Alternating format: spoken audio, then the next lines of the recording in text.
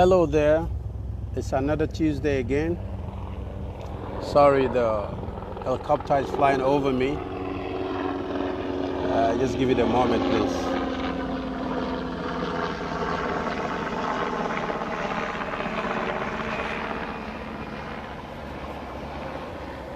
Oh, good.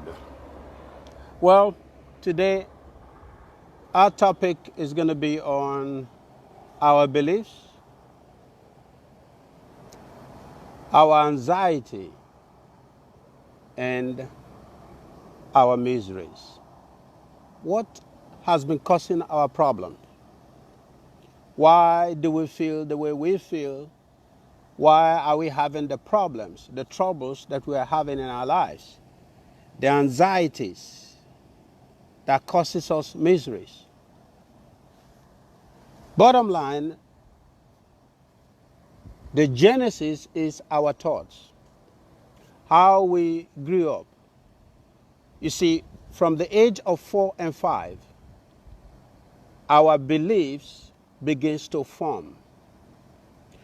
What our parents tells us, what our teachers tells us, what our friends tells us, and what we read, what we see on TV, all those things form the core of our beliefs. As a result, as we grow up and we begin to do things in our personal life, those beliefs that has been embedded in our subconscious mind direct us. When we see things, sometimes we already judge, we make up our mind, we form a concept of the outcome of that thing. We see somebody, without even knowing the person, we judge the person. Things happen in our life because of what has happened before. When we come into contact, into a place, an environment that is maybe familiar or similar to where we've been before, we judge. We predict what will happen, that this is going to turn out this way. Why? Because of what we learned before, what our parents told us, what has been in our subconscious mind. Last week, if you would do well to go back to that video, I talked about how we can challenge our thoughts, the thoughts that comes into our mind, which makes us to act in a certain way, which makes us to be either depressed or have anxieties. Those things that causes our mood, that changes our mood. You've heard about mood swings. Let me say this. I'll give you this example. Say, should I say I've overcome the fear of heights? Probably. But there was a time that I was afraid of heights. You know, when I came into this country newly, what I started doing was construction. And there were times that I had to go on a rooftop. The thought that comes to me is, what happens if I fall? What if I get there and I fall from that roof? And I'll break my bones. And then I won't be able to use my hand anymore. And then I won't be able to walk anymore. And on and on and on and on and on. I begin to imagine the worst. Why? People go up and they fall. And then I believe that I will also fall if I go up there. Do you know how I overcame that? I just do it. I just did it. I just got up. Without even having a second thought, I just jump on the roof right away. Just get on the ladder and I do it. I need to walk, right? I need to get paid.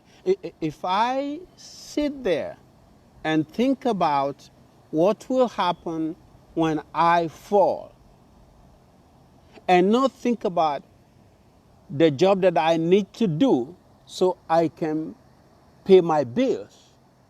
I won't go up there and I won't eventually get paid.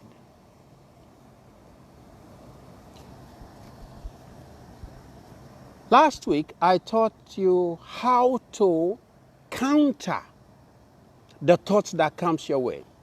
When you get some thoughts, the first thing you do is to write the thoughts down plainly. How the thought comes to you. You're not good. You are a failure. All those things, write them down. Please go back to that video and you will get most of what I said. Basically, is that you challenge the thoughts, then you reframe it like a third person, as if you are with a coach. In fact, the best thing to do that, the best way to perform that exercise is to have somebody else read to you what you tell yourself. You know, you have written them down and you give it to that person and let the person tell you, say it out to you. And when he says it out to you, you will now counter those thoughts by reframing it. If those thoughts comes to you, or let's say somebody else came to you to tell you those things, and the person is telling you those things, that this is what he is telling himself. What you will tell the person in return is what you should answer when this person is saying those things to you. Remember again, you wrote them down. Those were your thoughts, right? You say those things to yourself, those negative thoughts, those distorted thoughts. Then you give it to that person and let the person say it to you. You're a bad mother because you let your daughter get hurt, trip over that rock. So you are not a caring mother.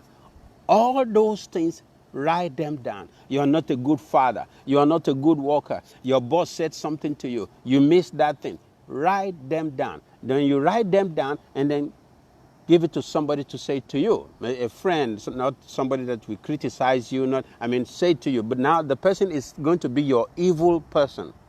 It's going to be your double on the negative side. Now you, on the positive side, now reframe those things. What will you tell your friend if your friend comes to you to say, this is what I'm going through, this is what I'm feeling, I'm a bad person? That's for that. Yes, last week, please go back to that video and you get a better understanding. Right now and today, our beliefs is what we're going to be working up. How did we come about believing these things we say to ourselves? Because it is what you have permitted to come into you. You accept it to be true. Then you manifest it. Because it's true. It is true that you are a failure. That's why you say to yourself that you are a failure. It is true because you have embedded it inside you that you are a failure. Because when certain things happen in a certain way, it means the person is a failure. Because you did, for instance, let me put it this way. If you have 5 things to do, 5 things to do in a day. As you woke up in the morning, you wrote out 5 things that you want to do. And then out of these 5 things, you accomplished 4. Well, but just one that you didn't do, just one. Your mind begins to brood on that. Your mind concentrates on that one thing that you didn't do well or you didn't do. And you say to yourself, you have failed again. You remember the Bible? Jesus said, when a man lost one sheep, he has 100 sheep, he lost one sheep, then he leaves the 99 and goes about looking for the one. Are you familiar with that? One. Now, somebody that has mastered his anxiety will first of all secure that 99 and make sure they are in good place, make sure they are safe, make sure they won't get lost. Then he goes out to go for the one. But what do anxiety sufferers do? People that are anxious, who don't have control over what their mind yet, they will brood over that one only and forget about the 99 that they have. And before you know it, those 90, it comes back and those 99 are also scattered everywhere also. This is what we do sometimes. I do that too. I catch myself doing that. But because I teach it, I have to practice what I teach. I have to go back to the drawing board. I wanted to accomplish 5. I've accomplished 4. How about that? What you should do is concentrate on the big picture, the bigger picture. You wanted to do 5. You did 4. Not that you didn't do any. You accomplished 4. That means you have done something. That means you are good. That means you are not a failure. You are not a failure. A neuroscientist said the brain cannot find solution when it is focused on the problem. When I was suffering from depression, anxiety, and I was contemplating suicide, I got myself out by challenging the fears, those thoughts that were coming to me. I didn't even know of CBT then. Dr. David Barnes, who was at that time was a student and trying to become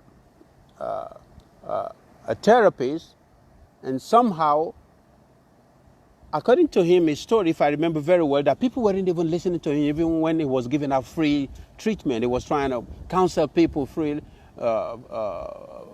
of charge, but they wouldn't even listen to him, especially because, like he said, that he wasn't a doctor or a trained therapist. So he had to go back and get certified.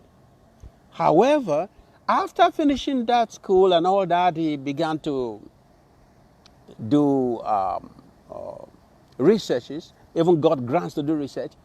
He eventually abandoned the research because he said, we are not sick just because we have mental distortions. Our thoughts are distorted. And it is not biological.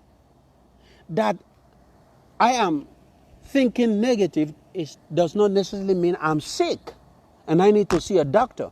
I did not see any doctor and I came out of that suicidal thoughts, those anxiety that were disturbing me. All I did was what I'm teaching you now. I was thinking at that time that God doesn't love me, nobody loves me. But you know what? One day I came to my senses like, no, I have problem with just one person, my relationship. One person I think didn't love me, didn't care about me. I have a daughter then. For 8 good months, I woke up every night to attend to her. She smiles at me every morning. Every time I come from work, I see her, she smiles. Because I attend to her 4 times every night. When she cries, she hears my voice. I come to her bed. For 8 good months, I took care of her. I was the first she saw. I was the last she saw before she go to bed. She loves me. My thought said, nobody loves me. No, I said, no. Somebody loves me. My daughter loves me. My mom at that time was alive and was sick. I used to take care of her. I paid her bills. My kid sister as well, they love me. No, no, no, no, no, no, no. Everybody doesn't hate me. Only one person. And on and on and on. I countered those thoughts. Then I had the thought that God also doesn't love me. As a human being, according to the scriptures, my goodness compared to God is evil. I woke up 4 times to attend to my daughter. I care about my daughter. How can God, who is more caring than human being, hate me? What did I do? No, that's not true. Those were distorted thoughts. This is how to change our beliefs. If you get information, anything that comes your way, ask yourself, before you begin to judge, your mind tells you this. What is the proof? Why? How? What is the evidence? What is the proof? It says you are not good because of one thing. Your boss says something. You're having a bad day. Something didn't turn out right. Why are you having a bad day? Why are you having this feeling right now? Challenge that thought.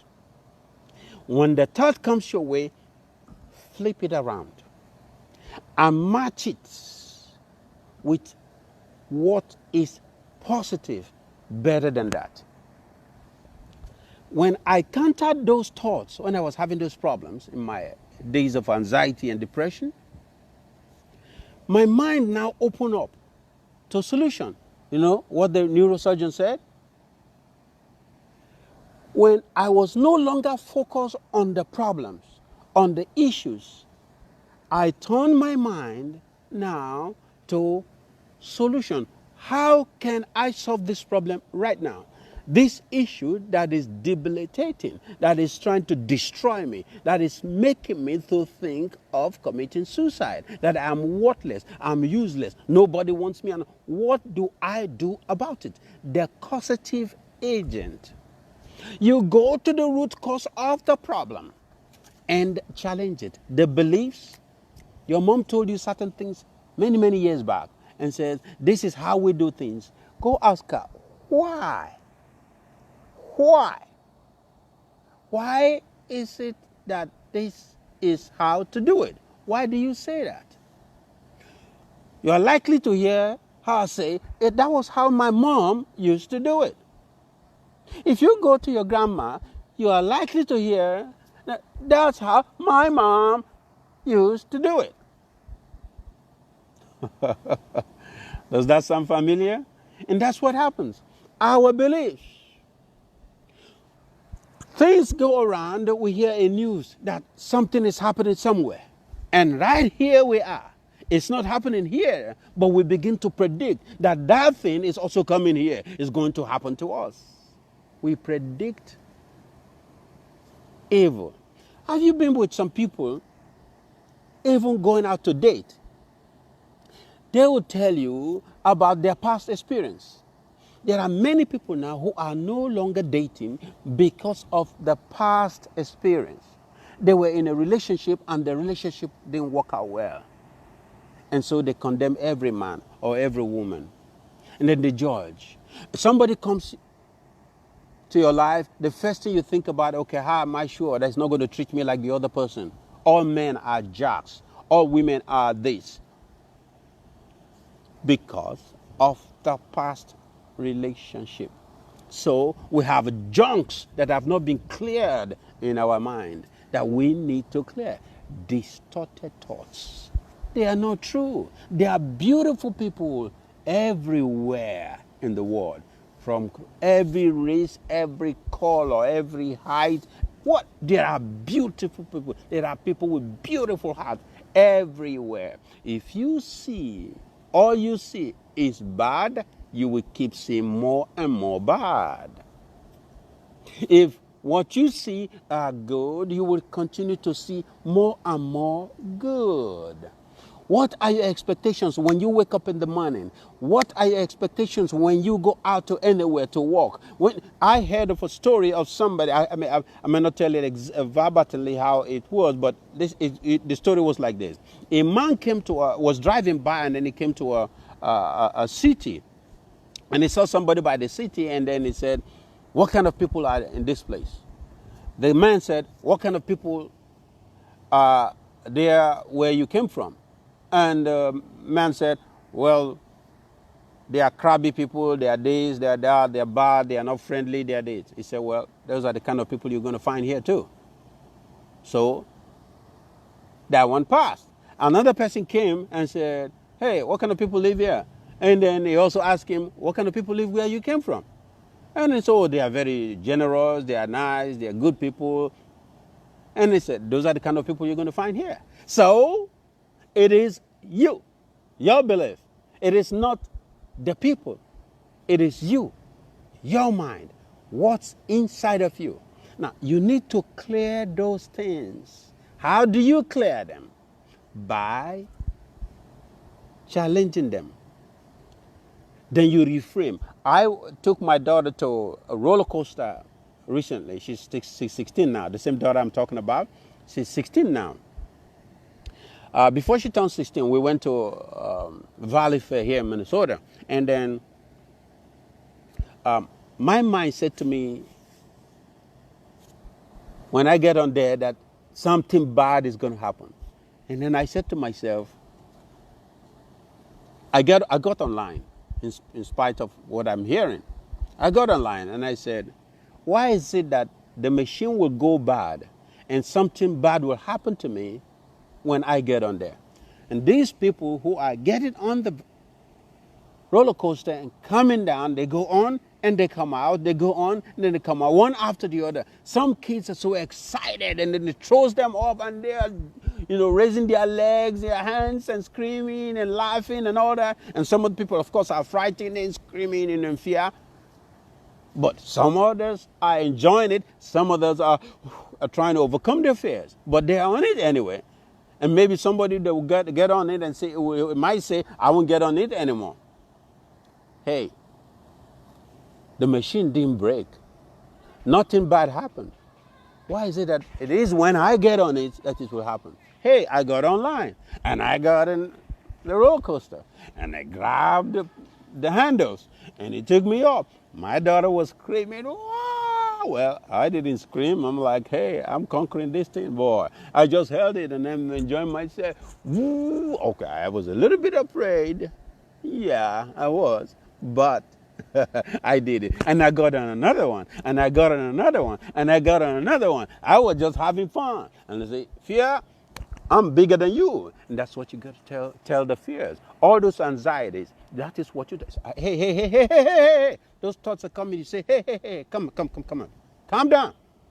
I am bigger than you. Okay? Les Brown says, there's greatness in you. I say, you are bigger than what you think you are. Hopefully this video has helped you today. Will you do me a favor? Can I ask you for a favor, please? Share the video. That's the favor I'm asking you. Give it a thumbs up. Share it. Hit the bell that is right there. And subscribe. If you're listening from Facebook or any platform, subscribe where you need to subscribe, or hit the bell or like it. How about you help me share it? Somebody needs to hear what I'm saying. Would you help me spread the good news? You might be saving life, okay? You might be saving life. Hey, until next time, 11 a.m. Central Standard Time, right here on this channel, or wherever you are, come and get something good for your life. And please spread the good news. Anxiety and depression can't have a hold on you. You are bigger than it. You are bigger than it. You can at any time conquer it. Thank you. See you next time. Bye-bye.